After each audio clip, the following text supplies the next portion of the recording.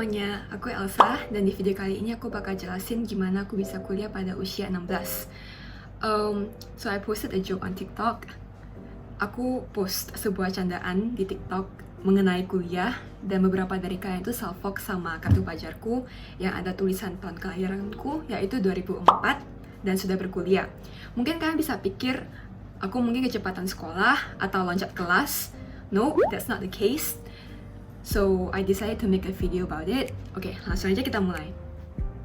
Pertama-tama aku mau jelasin proses aku dari awal, yaitu mengikuti program IGCSE atau dikenal sebagai International General Certificate of Secondary Education. Aku mulai program itu di tahun 2018, bulan 6, setara dengan SMP kelas 3. Durasi program itu sekitar 2 tahun, jadi aku tamat itu di bulan Juni 2020, setara dengan tamatan SMA kelas 1. Setelah tamat program ini, beberapa universitas di luar negeri bakal tawarin program yang namanya Foundation atau Certificate. Tapi sejauh ini sih aku belum temuin universitas di Indonesia yang menawarkan program ini ataupun menerima murid IGCSE, tamatan IGCSE. Oke, aku bakal jelasin IGCSE secara detail. Sebenarnya definisi detail IGCSE di setiap sekolah itu beda-beda. Jadi aku bakal jelasin versi sekolahku. Tapi sih secara keseluruhan definisi IGCSE itu hampir sama worldwide. Oke. IGCSE itu adalah program yang dikembangkan oleh University of Cambridge di UK. Program ini biasanya dimulai pas kalian naik ke kelas SMP 3 usia 14 tahun. Dan program ini berlangsung selama 2 tahun. Dalam 2 tahun ini, mata pelajaran yang kalian belajar itu langsung dari Cambridge. Mata pelajaran yang ditawarin itu sebenarnya kalau misalnya dari Cambridge yang langsung itu banyak banget sih, tapi ya setiap sekolah itu ada penawaran yang beda dan juga dibatasin, ya nggak mungkin ditawarin kayak banyak banget sih, itu bener-bener banyak banget. Yang aku ambil itu ini. Buat sekolahku itu emang minimalnya itu harus ambil 8 mata pelajaran, English as second language dan matematika itu wajib di sekolahku. Dan ketika kalian menuju akhir dari program ini, kalian pasti bakal hadapi namanya ujian. Kertasnya itu bener-bener langsung dari Cambridge, jadi kalian tuh pasti kayak deg-degan gitu kan. Dan buat pelajaran praktek seperti enterprise yang aku ambil itu, gurunya tuh bakal kumpulkan evidence atau pembuktian dari proyek-proyek kalian dan menilainya tuh secara adil. Gurunya itu pasti bukan guru enterprise-nya langsung, guru yang bersangkutan gitulah. Dan pokoknya itu mereka ada cara sendiri dan juga sudah di-train secara profesional untuk menilai proyek-proyek kita. Pastinya strategi penilaiannya itu pasti dirahasiakan dari kita. Jadi aku juga kurang tahu gimana cara penilaian buat pelajaran praktek. Masa ujiannya itu bervariasi. Yang aku tahu itu ada yang February March, yaitu kalian mulai ujiannya itu di bulan Februari dan akhir ujiannya itu di bulan Maret. Juga ada Mei, June, and Oktober, November. Jadi itu kayak ada 3 slot gitu dalam setahun buat ujiannya. Demi cocokin sama kurikulum nasional, sekolahku itu ambil di slot Mei, June. Terus aku dapat hasilnya itu di bulan Agustus. Ya, lagi-lagi karena corona, slot Mei, June itu di-cancel. Tapi ada alternatifnya sih. Aku nggak bakal jelasin di video ini, kalau nggak tuh bakal panjang banget. Tapi pada akhirnya aku juga tetap berhasil mengikuti ujian yang di Mei, June. Kesimpulannya, semua itu hampir tergantung sama sekolah kalian. Karena aku juga tahu nggak semua sekolah itu tawarin program IGCSE. Dan belum tentu juga buat sekolah yang ada tawar program IGCSE itu bolehin muridnya itu langsung keluar kuliah.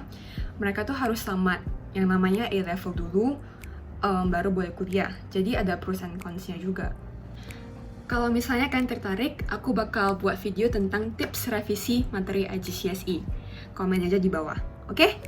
Oke, sekian buat penjelasan IGCSE. Selanjutnya aku bakal jelasin tentang pendaftaran ke universitas. Kemarin sih yang populer di kalanganku itu Singapore, Malaysia, and Australia. Kebanyakan yang tawarin program foundation itu sekolah swasta. Dari riset-risetku selama setahun, SIM atau Singapore Institute of Management itu yang paling cocok sama aku. Dan setelah aku dapat hasil IGCSE, aku langsung daftar ke SIM. Sebenarnya beresiko banget sih, soalnya aku nggak ada backup plan, aku cuman daftar ke SIM, tapi puji Tuhan aku diterima. Yeay. Mungkin kalian juga tertarik sama kriteria di SIM.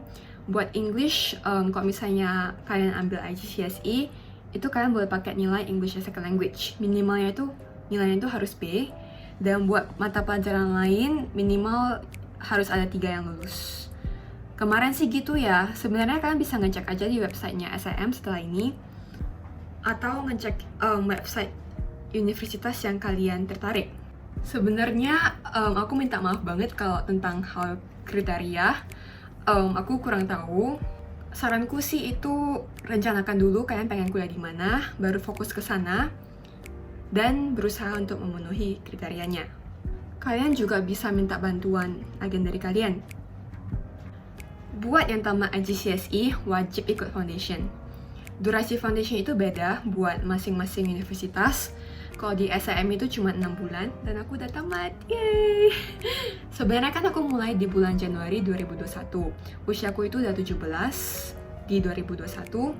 SIM itu juga buka slot buat foundation di bulan Januari, April, Juli, dan Oktober. Aku tamat IGCSE itu kan di bulan Juni 2020. Hasilnya itu keluar di bulan Agustus. Sebenarnya aku bisa apply ke slotnya Oktober, tapi karena ada halangan ini dan itu, jadinya itu aku daftarnya itu agak telat, dan kebetulan posisi di bulan Oktober itu juga udah penuh. Jadi aku ikut yang di bulan Januari 2021. Sebenarnya aku masih 16 tahun sih, aku ulang tahunnya itu di bulan Agustus.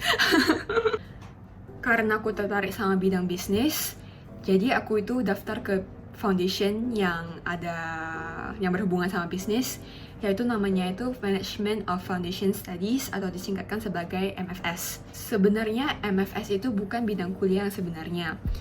Di sana kita cuman dibuat familiar sama bisnis. Jadi pelajarannya itu ada marketing, management, accounting, business finance, economic, and study skills for effective learning. Itu pelajaran yang ada di MFS. Jadi itu kayak belajar bisnis tapi secara keseluruhan. Setelah foundation, aku bakal sambung ke program diploma, tepatnya di bulan Oktober. Nah, di sini aku baru pilih bidang kuliah sebenarnya, dan aku pilih International Business. Bulan 10 sebenarnya agak lama sih, cumannya emang kebanyakan bidang buat diploma itu buka di bulan 10.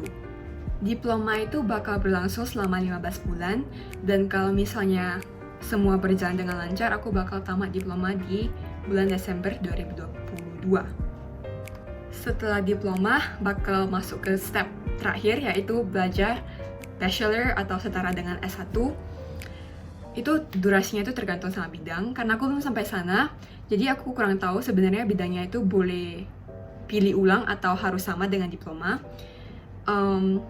Tapi yang aku tahu itu yang buat tamatan foundation di SIM atau tamatan diploma di SIM itu durasi S1-nya itu bakal lebih singkat.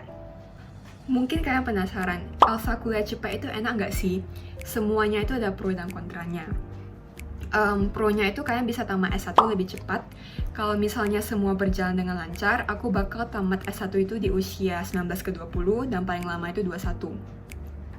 Dan yang kedua itu kalian bisa mempersingkatkan masa galau dalam penentuan bidang kuliah.